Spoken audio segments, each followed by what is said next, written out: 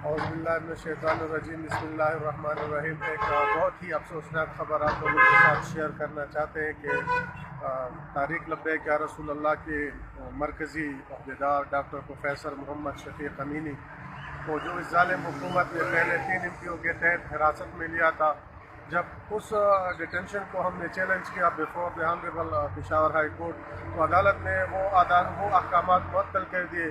پھر انہوں نے اس پہ ریویو فائل کیا، ریویو بھی ان کا ختم ہو گیا۔ اس کے بعد آج جب ہم پشاور ہائی کورٹ سے نکل رہے تھے آرڈرز لے کے، تاکہ آج ہمارے جو بہت ہی محترم قائد ہیں ان کی رہائی ہو جائے گی، تو اسی دوران ہمیں پتہ چلا کہ ان کو جیل سے پولیس نے کسٹڈی پہ لے لیا ہے۔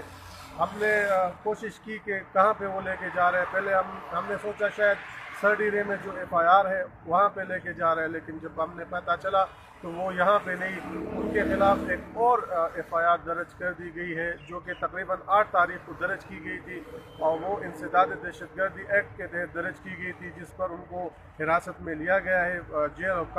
جیل سے ان کو حراست میں لیا گیا ہے، اور آج ان کو انسداد دہشت گردی کی خصوصی عدالت میں پیش کیا گیا تھا، جہاں پہ ہم نے پیروی کی۔ پولیس نے 10 روز کا ریمانڈ مانگا تھا، جو کہ صرف 3 دن کا ان کو مل گیا۔